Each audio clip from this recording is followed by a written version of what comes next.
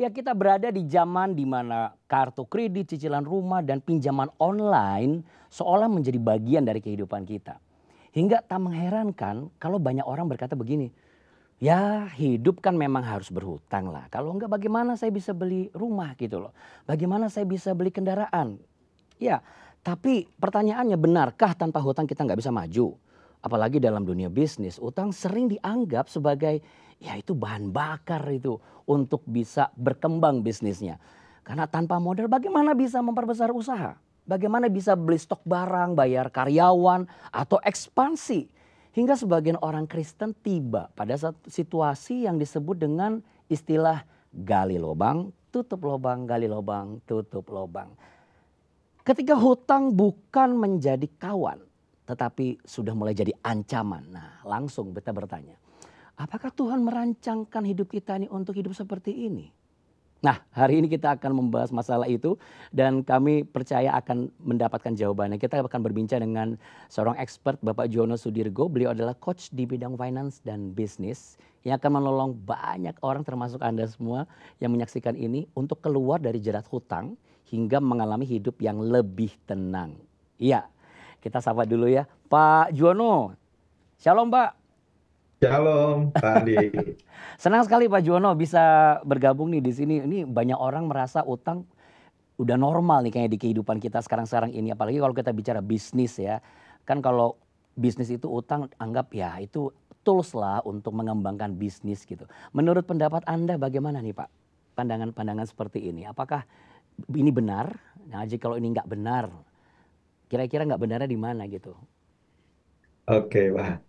Pak Andi dan sahabat solusi semuanya, kadang-kadang mungkin kenapa sih orang pertama kali berkenalan dengan utang ya? Mm-mm, Biasanya berkenalan dengan utang karena dia nggak yakin dengan kemampuannya dan dia mm-mm, mencari jalan yang paling singkat mungkin. Padahal sebenarnya solusinya banyak ya, pilihan-pilihan mm-mm, untuk tidak dari start dengan utang itu bisa. Misalnya keluarga, mulai dari keluarga, saya pengen berumah tangga, pengen punya rumah sendiri. Ya kalau kita harus mengukur kemampuan kita, kalau belum mampu, kenapa tidak dulu nebeng atau sewa atau nebeng dengan orang tua dulu, tapi diberi batas waktu, kita kumpulkan DP, baru kita masuk. Jadi istilah saya begini, kalau berutang itu orang harus mengukur kemampuan. Jadi saya tidak istilahnya menyarankan, iya, tapi kalau memang sudah mampu, boleh atau diizinkan. Tapi harus tahu juga harus berapa banyak atau berapa bidang yang boleh kita sentuh lewat dunia hutang ini. Kalau mm-mm, saya mencatat ada tiga ya. Yang pertama, hutang untuk kebutuhan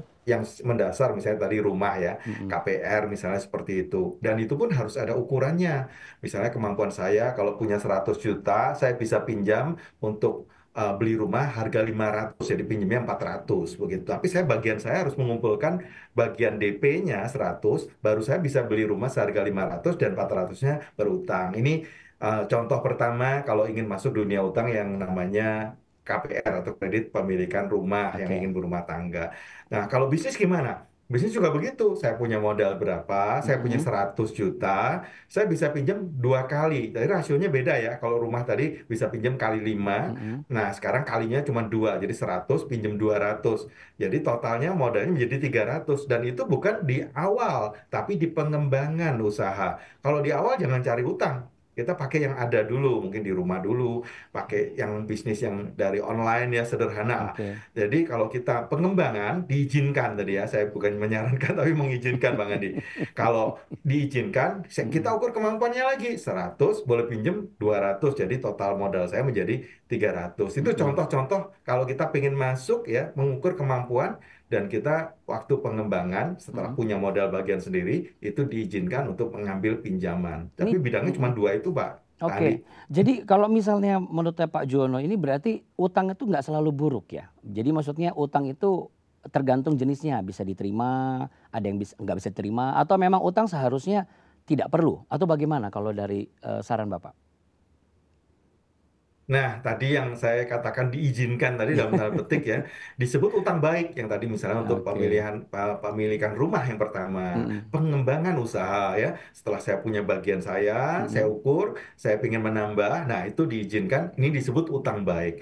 Tapi kalau utangnya untuk kebutuhan yang lain, tapi misalnya untuk konsumsi ya, untuk keinginan apalagi, nah ini disebut utang buruk sebenarnya. Nah ini nggak Oke. boleh. Misalnya merubah mobil yang lebih bagus ya, atau gaya hidup yang lebih tinggi untuk fashion dan seterusnya. Ini Mm-mm. harus membeli dari yang uang yang dimiliki. Jadi tidak boleh menggunakan hutang gitu. Ini Oke. disebut hutang yang buruk. Jadi ada kriteria tadi hutang baik Oke. sama hutang buruk. Yang baik diizinkan, yang buruk tentunya sebaiknya dihindari begitu Bang Andi. Oke. Oke, katakanlah kita, masuk ke dalam hutang yang baik, di mana setiap orang Kristen kan sekarang, banyak juga yang mulai membuka usaha ya, karena bagaimanapun juga usaha itu diperlukan. Tapi kenyataannya di tengah jalan tuh ada proses dan ada cerita yang namanya gali lubang tutup lubang. Ini berarti kesalahannya banyak atau sedikit kalau orang sampai gali lubang tutup lubang? Atau memang seharusnya itu nggak perlu ada terjadi gali lubang tutup lubang di utang yang baik ini? Di hutang baik sekalipun tadi ya, mengukur kemampuan diri penting ini, dan Hmm, itu kemampuannya sudah ada baru kita masuk ke dunia hutang. Tapi ibaratnya dunia hutang ini apa ya, seperti kita masuk ke dunia dalam tanda petik gelap gitu ya. oke. Misalnya gedung bioskop ya yang lampunya gelap semua, Ya, dindingnya hitam semua. Nah, kita harus mencari pintu yang namanya jalan keluar atau exit. Jadi kalau saya masuk ke dunia hutang sekalipun hutang baik, saya harus tahu kapan saya keluar dari hutang ini. Jangan teman-teman sahabat solusi masuk ke ruangan nggak tahu exitnya di mana. oke. Nggak berani kalau saya masuk ya serem banget ya. Pintunya gelap semua, nggak tahu pintu keluarnya di mana. Nah, contoh pintu keluar tuh contohnya seperti ini sederhananya. Iya. Saya pinjam tadi KPR kredit pemilikan rumah. Mhm, Nah, kalau saya punya modal 100, down payment saya uang muka, saya pinjam 400, saya beli rumah harga mhm, 500, 400 ini saya angsur 15 tahun misalnya ya. mhm, Dan saya mengangsur 3 juta sebulan. Ini anggap 30% dari gaji saya. Saya punya gaji 10, saya bisa mengangsur kemampuannya 3, memang 30% ya mhm. kemampuan kita. Nah, kalau saya dengan disiplin mengangsur, tentunya gaji saya harus diatur ya. 10% giving untuk Tuhan, 20% saya harus juga tetap menabung, 30% buat tadi loan ya, untuk cicilan, baru sisanya buat gaya hidup. Dan tidak boleh diganggu nih rumusnya, Ya, harus disiplin 30% tadi mengangsur. 15 tahun lagi pasti saya punya pintu exit, lunas hutang kredit rumah saya. Jadi rumah milik sendiri, pas saya pensiun punya sendiri, punya rumah sendiri, begitu. Jadi kalau nggak tahu kapan pintu keluarnya, mhm, jangan pernah masuk ke yang namanya dunia hutang. Nah, terus kemudian akhirnya gali lubang yang lain. Punya lubang pertama KPR, mhm, karena ada kebutuhan yang lain, anak harus sekolah. Nah, dia masih punya cicilan, dia pengen ganti mobil, dia pakai utang yang lain. Nah, ini salah satu tindakan yang banyak terjadi hari-hari ini. mhm. Karena pingin tadi rumah kebutuhan, sekarang ada keinginan gitu. Iya, iya. Dia cari yang gaya hidup yang berbeda, mobil Mhm, yang baru. Nah, dia buka hutang kedua. Nah, ini mulai masuk ke hutang yang buruk. Jadi hutang yang baik tadi, kalau nggak disiplin, kita bisa mudah terjebak hutang yang buruk. Kita kenalan lah dengan hutang-hutang yang hari ini ditawarkan dengan mudah di luar ya. Mungkin gesek kartu kredit atau pakai pinjaman online yang dengan instan ditawarkan. Nah, mulailah orang problem biasanya seperti itu, mmm, Bang Andi. oke, oke. Iya, Pak Juwono, mungkin Pak Juwono bisa ceritain nggak, pengalaman Anda gitu Pak, menangani kasus yang barangkali bisa disaksikan oleh sahabat Cahaya Bagi Negeri kali ini, karena kita di program Cahaya Bagi Negeri untuk bisa jadi contoh gitu Pak, yang bicara mengenai Yes. bagaimana untuk supaya keluar. Karena kan tadi hari-hari ini banyak, berarti ini banyak kasusnya nih yang ngalamin Ya, hutang-hutang seperti ini gitu loh. Apakah, bisa diceritakan sedikit sebagai contoh? ya, ini yang terbaru nih. Kemarin baru Heeh, saya ada call dari temen, kenalkan temennya ini salah satu bahkan pelayan ya, mhm, yang digaji gereja karena dia pemain musik salah satu gereja besar. mhm, Dapat gaji dari gereja. Misalnya saya sebut angka biar punya gambaran ya. mhm, Misalnya 7 juta. Istrinya bekerja juga. Jadi udah dua income dalam keluarga. mhm, Gaji istrinya 9 juta. Jadi total cukup besar ya income-nya iya, 16 juta. Nah, apa yang menjadi masalah? Dia tadi kredit rumah yang baik ya tadi ya, startnya dari yang baik. oke, Cicilannya terlalu besar karena pinjamannya bunganya mendadak shooting. Jadi rumah itu ada kadang-kadang modal waktu pinjam awal tuh promosi bunganya rendah. heeh, Dia lupa waktu bunganya menjadi mahal, tentu angsurannya menjadi berat ya. Misalnya 4 juta tadi dia mampu dengan iya, gaji 16 kan mhm, cuma 25% ya. Masih dalam ukuran wajar atau kemampuan kita. Begitu floating jadi 6 juta, wah ini udah mulai menggerus karena lebih dari 30%. Terus dia nambah mobil, mungkin karena lahir anak, butuh mobil, nggak mungkin naik motor.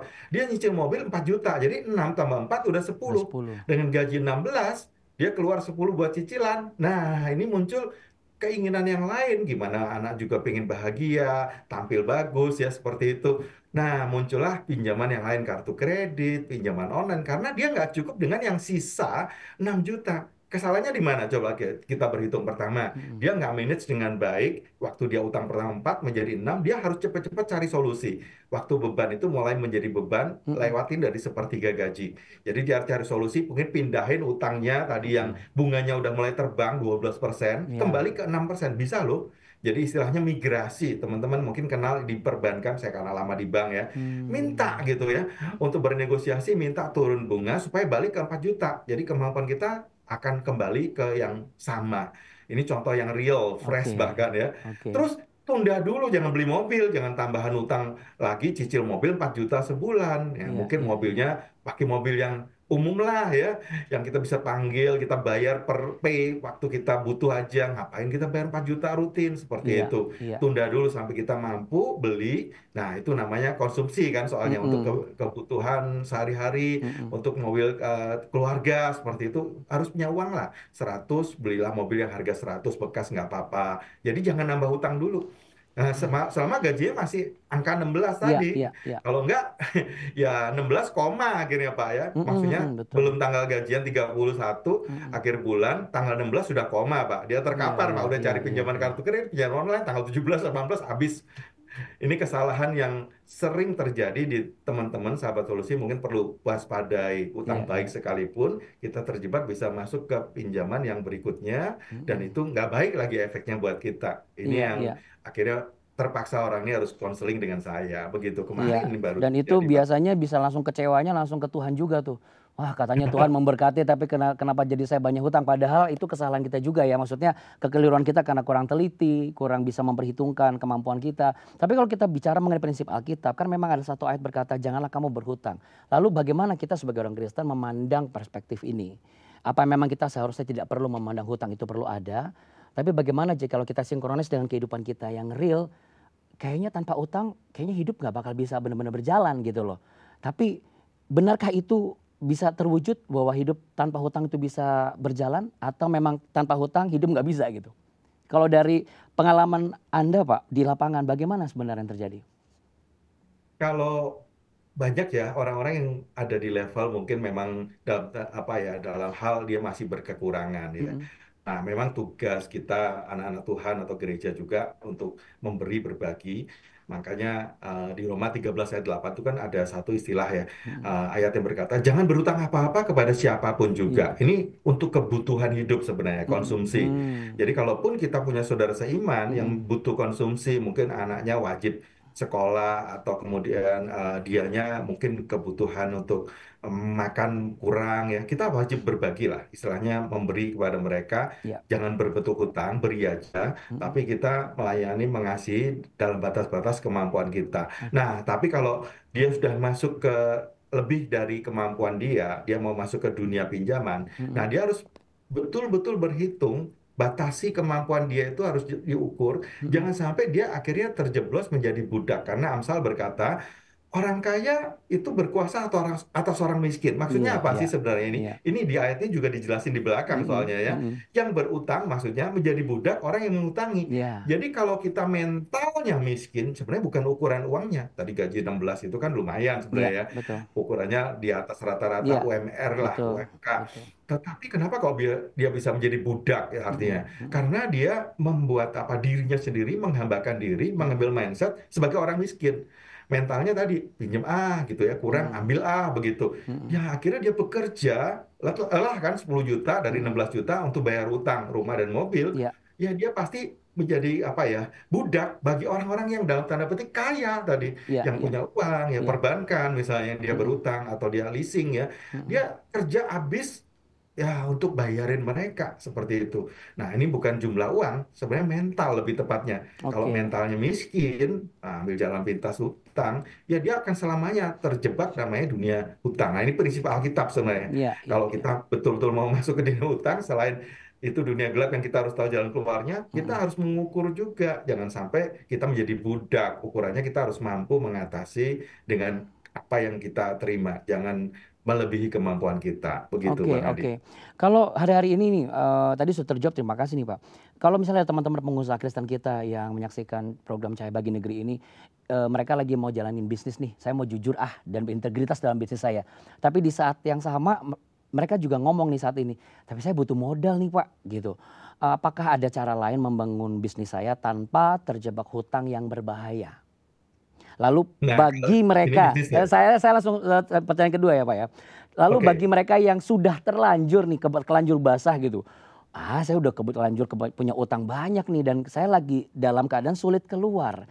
Kira-kira langkah apa yang bisa saya ambil supaya saya juga nggak semakin terpuruk dalam keadaan saya? Silakan, ada pertanyaan langsung bisa dijawab. Oke, yang pertama ini sekarang masuk bisnis tadi kalau yang Ah, pribadi, ya, keluarga yang butuh KPR, butuh ya, mobil buat keluarga atau menyenangkan keluarga, mm-mm, berhutang itu kan konsumtif untuk pribadi. Sekarang ya, bagaimana bisnis bagus dong kalau untuk ya, bisnis ya. Memulai bisnis nggak boleh pakai utang, udah pasti ya. Bank juga nggak akan oke, beri.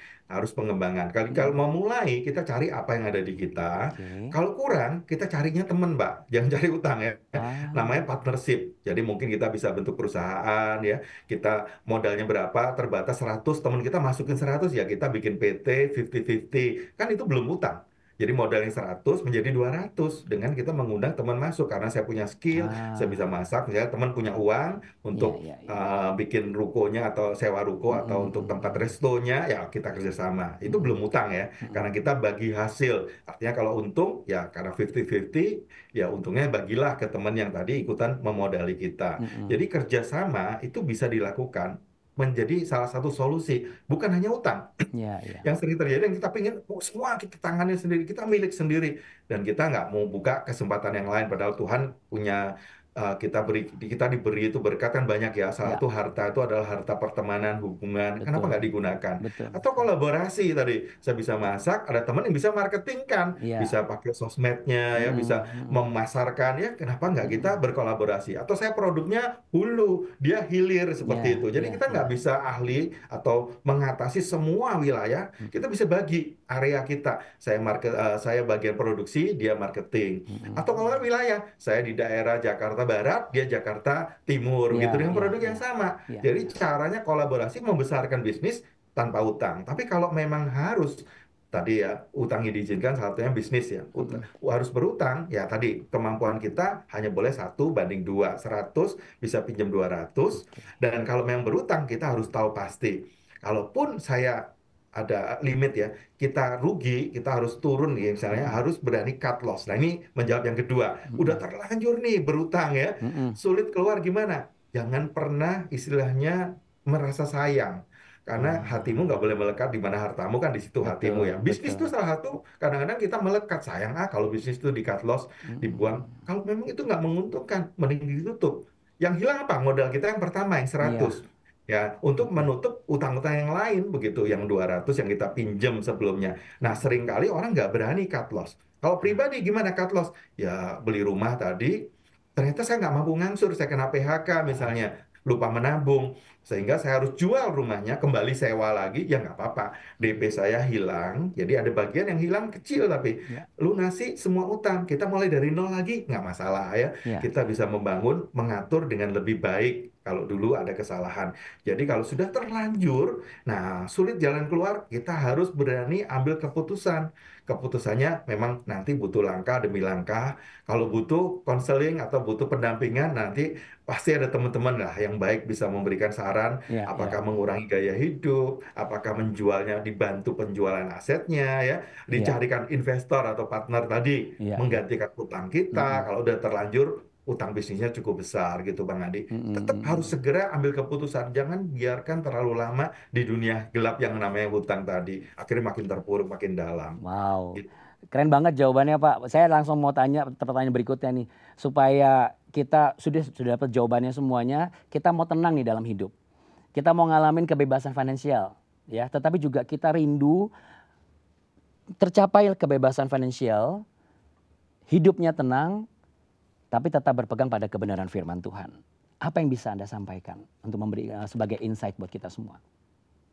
Nah, kebebasan finansial ini sering ditafsirkan di dunia sebagai financial freedom itu kan orang kaya raya, konglomerat, atau Iya, seperti iya. Bill Gates begitu ya. Mm, mm, Padahal bukan itu. Yang dimaksud firman Tuhan, kebebasan itu adalah tidak memiliki beban ya. iya, Berarti iya. sekalipun income saya kecil atau bisnis saya kecil, kalau nggak ada beban itu pasti hidupnya lebih tenang, tidur lebih nyaman ya. Iya, Karena iya, kalau kita tidur ada utang apalagi berbunga ya, itu sekalipun tidur tanggalan merah libur kemarin panjang Lebaran, harganya jalan Bang Andi.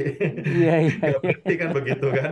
Jadi kalau kita nggak ada utang kan bisa lebih tenang. Betul, Nah betul. ini yang perlu kita menjadi apa ya patokan. Kalau memang terpaksa saya harus lebih baik ambil pilihan cut loss tadi ya, Mm-mm, keluar dari jerat mm-mm, utang, mm-mm. udah mulai dari nol lagi. Asalkan tenang. Daripada saya stres, itu jadi pilihan kalau memang tadi saya ngatur, tadi perumus saya kan 1, 2, 3, 4 ya. Iya, iya, 10 giving, 20% saya harus nabung, saya lupa nabung.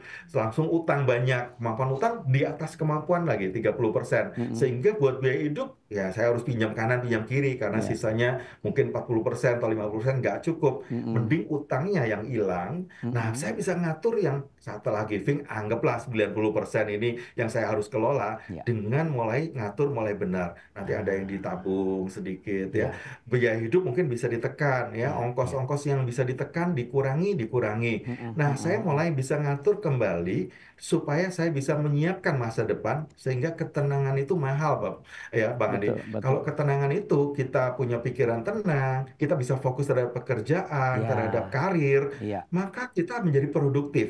Nah, kalau produktif Tuhan akan memberkati pasti. betul, Karena kita punya pengembangan diri maupun pengembangan usaha lebih cerah dibanding tiap hari kita tidur stres kayak dikejar setoran. betul. Karena dikejar kolektor jangan-jangan ya. Iya, Jadi iya, iya, saya harus iya. cari uang nih supaya Mm-mm, jatuh tempo harus mm-mm, bayar. mm-mm. Nah ini nggak pernah tenang dia. Iya, Tanggalannya merah, nah rapotnya juga merah karena harus iya, ada jatuh tempo yang harus dibayar walaupun tanggalnya merah gitu. Terus nggak punya uang untuk bayar. Nah dia cari pinjaman baru, udah nggak mm-mm, pernah tenang hidup seperti ini.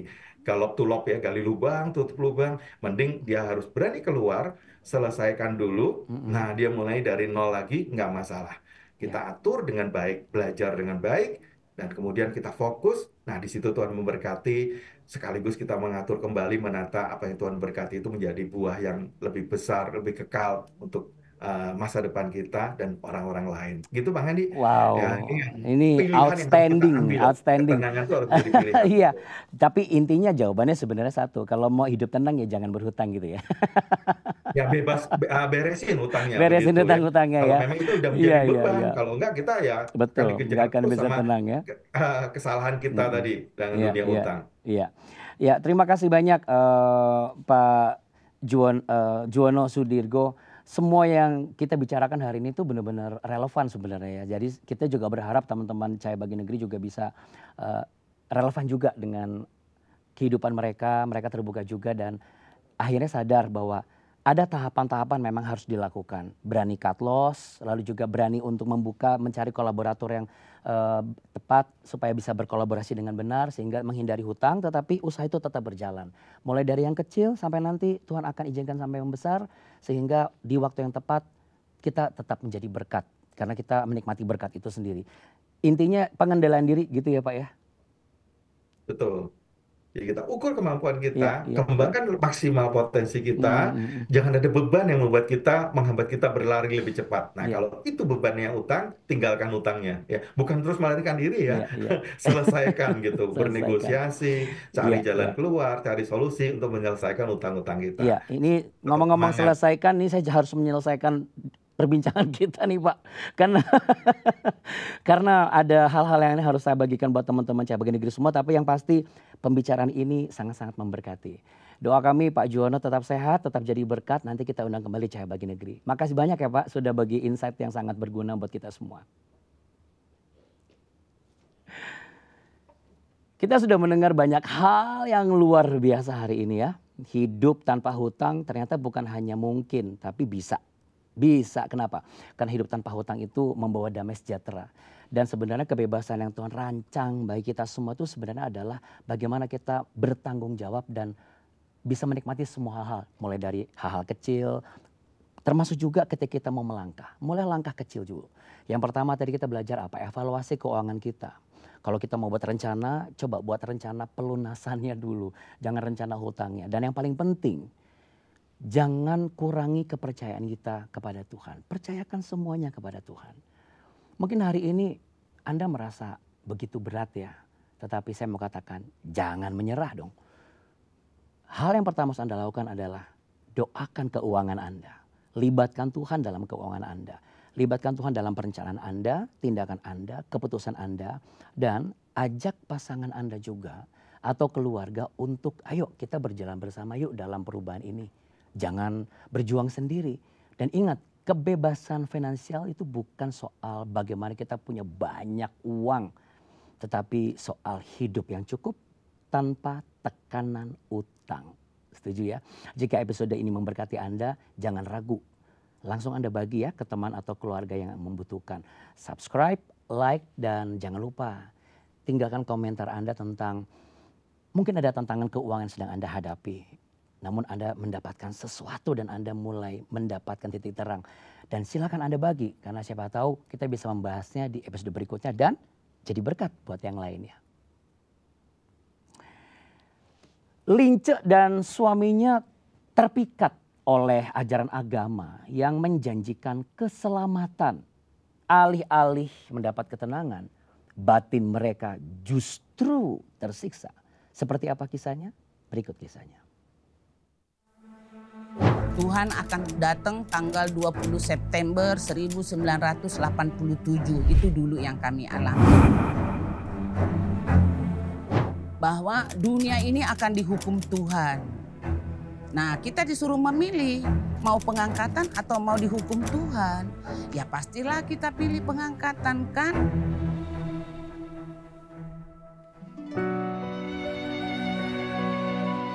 Di awal pengajarannya sepertinya menarik karena nubuatan tentang kedatangan Tuhan Yesus. Dunia ini sudah akan segera kiamat dan Tuhan sudah akan segera datang. Lalu kami secara rutin menghadiri pertemuan itu dan kami tertarik lah ya. Siapa yang tidak tertarik? Di tengah kita kesulitan keuangan, hutang kita banyak. Kami bergabunglah di kelompok itu, tinggal bersama mereka. Yang kemudian kami terjebak di situ selama 14 tahun. Yang saya rasakan di awal kami masuk itu sebetulnya saya sudah merasa ini nggak benar. Selama bergabung di situ banyak kali kami tidak makan karena kami tidak punya uang. Jadi kami tergantung pemberian mereka. Pemimpinnya mereka tanya Tuhan. Lalu tanya Tuhan, mereka buka Alkitab, Alkitabnya ditunjuk gitu ya. Kalau di dalam Alkitab itu ada kata-kata tidak, jangan, celakalah. Nah itu mereka tidak memberi.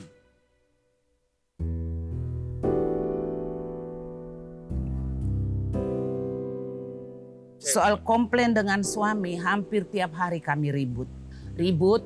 Dan beliau selalu menganggap saya di tengah komplain saya itu karena beliau sangat fanatik. Dengan aliran itu dia menganggap ini yang paling benar gitu ya. Dia bilang saya melawan Tuhan, melawan hamba Tuhan yang diurapi. Karena nabinya ini menganggap merekalah satu-satunya hamba Tuhan yang diurapi di seluruh bumi. Jadi jabatan nabi, rasul, penginjil, guru, gembala ada pada mereka semua. Nah suami saya ini sudah sangat tercuci otak. Dan mereka menganggap itu betul adanya. Saya selalu kalau saya berontak, marah dan ya mau nggak mau harus bicara bahwa kita harus keluar dari sini. Lalu dia tengking roh murtad, tengking pakai nama Yesus juga Pak, tengking roh melawan urapan. Mereka menyebut dirinya urapan, hamba Tuhan yang diurapi. Tengking roh kematian karena cuci otaknya. Kalau kita keluar dari situ kita akan diserang roh kematian. Sementara yang ngumpul di sini akan pengangkatan Pak. Jadi kita menunggu-nunggu pengangkatan. Kitalah yang pertama kali terangkat dari bumi ini. Gereja-gereja itu tidak akan terangkat. Ya mereka dapat pewahyuan Pak. Bahwa mereka itulah orang yang pertama terangkat. Pokoknya semua fokusnya Alkitab itu isinya Tuhan Yesus sudah mau datang, dunia ini sesat, Tuhan akan menghukum dunia, gereja-gereja itu sesat. keluarga besar itu. Jadi kami juga menjauhkan diri dari keluarga. Kami tinggal di rumah nabinya itu. Jadi kami dibikinkan bedeng dan hidup secara tidak layak. Keluarga besar kami mau berkunjung ke situ tidak boleh masuk.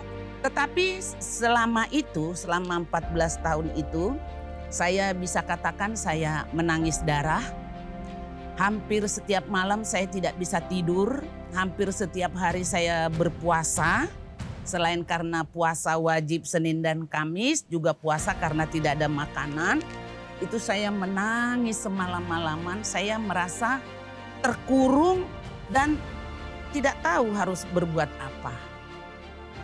Saya berdoa sepanjang malam itu. Saya katakan, Tuhan, kalau Tuhan kehendaki, bawalah kami keluar dari sini. Karena aku ingin melayani Engkau dengan benar. Aku tahu di sini tidak benar, Tuhan. Kalau Tuhan kehendaki, aku mohon dengan sangat, bawalah kami keluar dari sini. Nah, pada Januari 2000, si nabi ini kan akhirnya mengalami stroke dan selama 7 tahun dan meninggal. Setelah itu bulan Februari tahun 95, istrinya mengalami kecelakaan parah di jalan tol di atas DI Panjaitan dan mengalami cacat permanen. Nah, sejak itulah saya makin yakin bahwa kami harus keluar dari situ. Ini nggak bener. Lah, mereka ini mau pengangkatan loh. Tapi nabinya udah mati duluan. Bagaimana kita mau pengangkatan? Nah, sementara si istrinya udah cacat permanen dan menjalani pengobatan bertahun-tahun. Sehingga kita menjadi orang yang sangat sengsara di sana.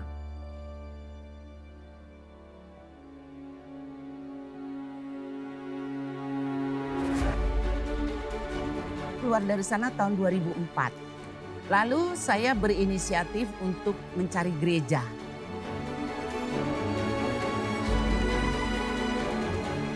Di gereja kami ini, kami diajar dengan firman Tuhan yang benar, kami juga dimuridkan. Lalu kami melanjutkan pekerjaan kami sebagai tukang taman, penjual tanaman. Dan puji Tuhannya, saya mulai mengurus anak-anak sekolah.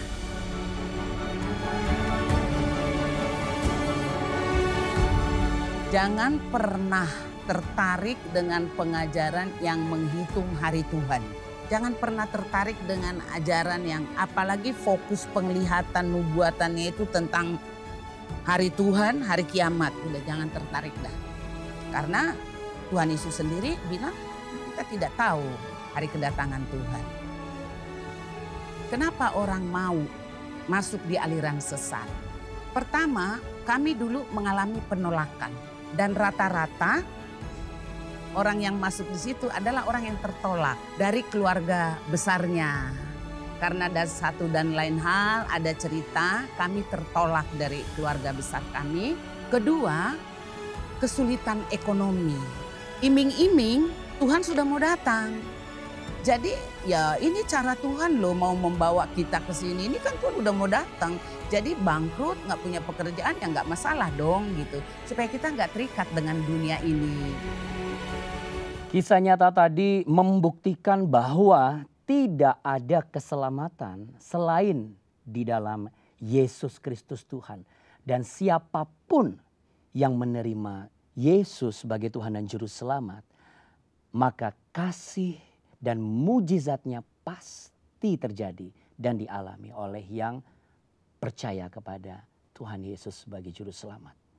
Bagi Anda yang saat ini Anda membutuhkan teman untuk berdoa, Anda membutuhkan teman untuk mendengar ketika Anda menceritakan pergumulan Anda, langsung saja hubungi Sahabat 24.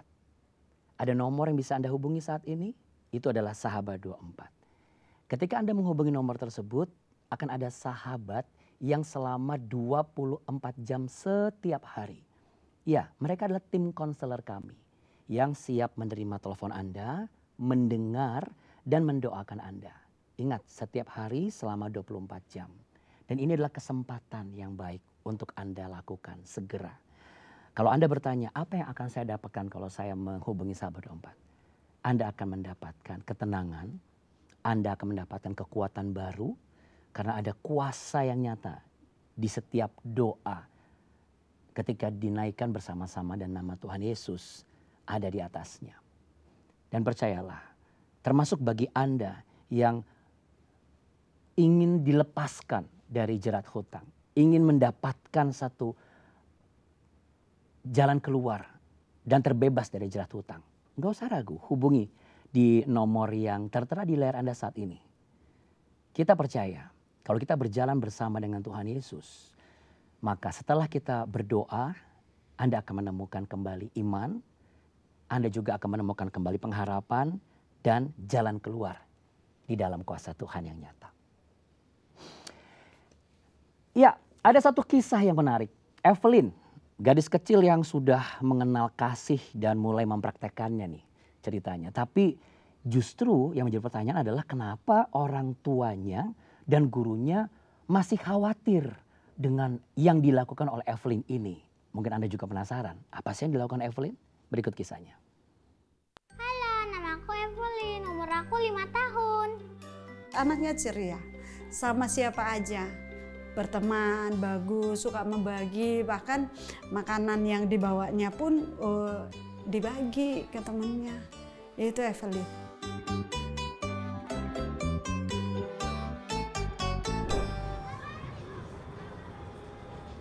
Tanya kan aku punya teman. Aku beli coklat, aku kasih temannya aku.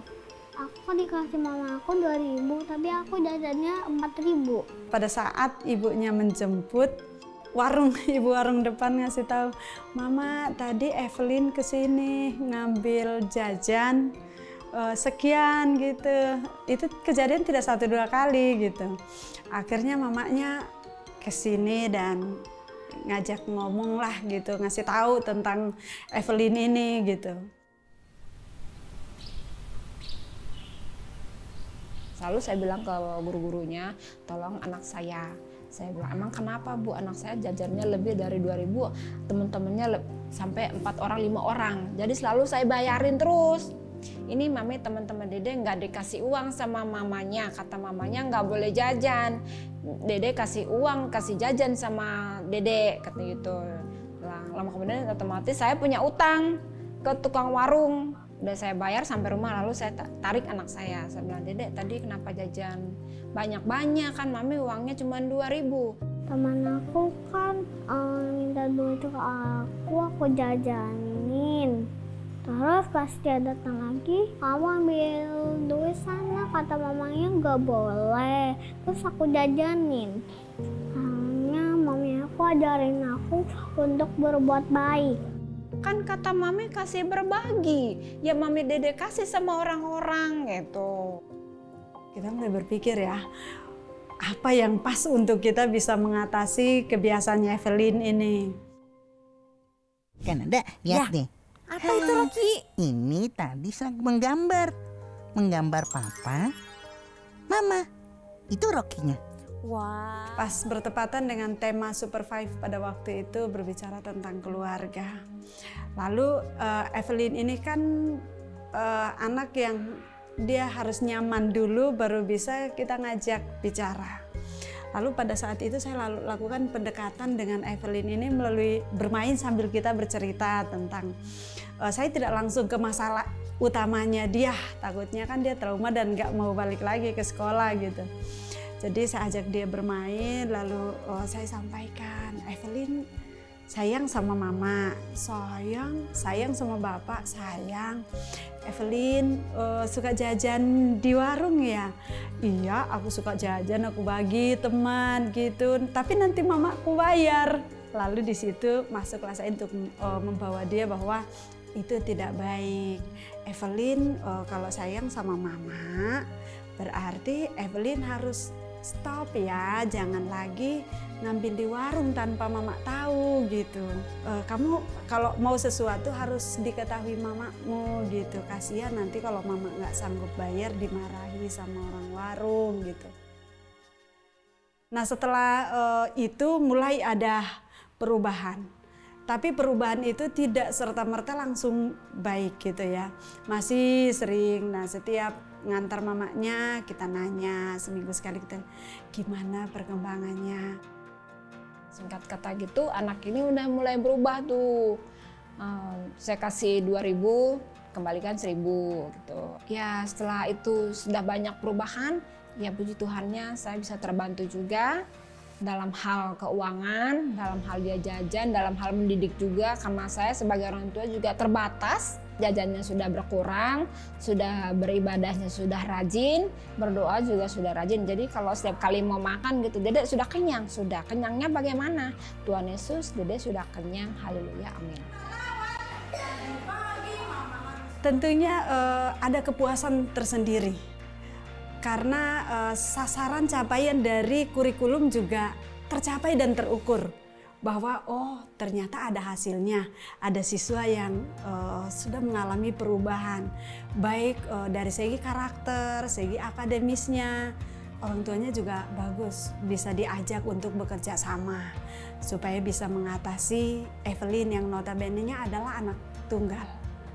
Kalau hanya guru sendiri yang berjuang lalu di rumah orang tua tidak melanjutkan apa yang ada di sekolah, maka hasilnya juga mungkin tidak sebagus yang kita lihat, yang kita inginkan. Dan saya sendiri bangga ya, senang ketika melihat perubahan dari Evelyn gitu.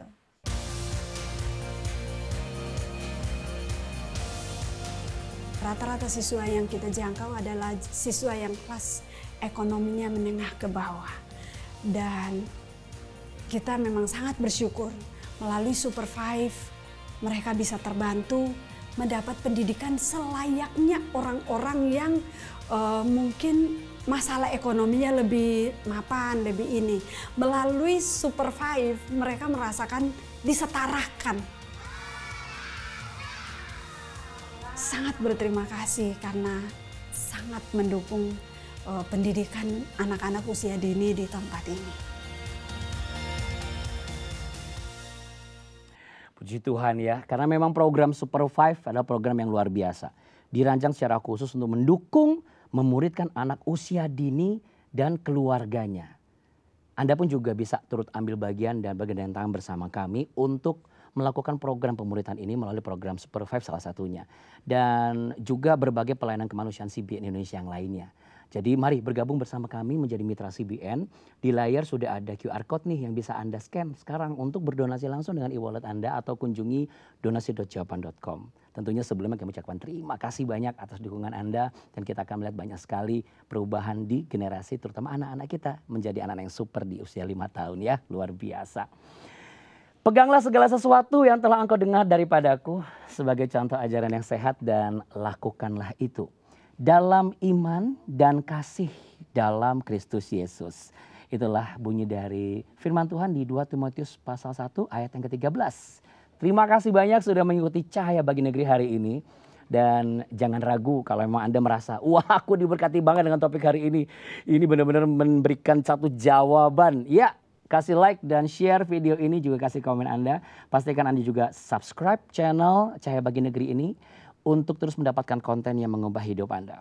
Saya Andi Otniel. See you on the next episode. Tuhan memberkati.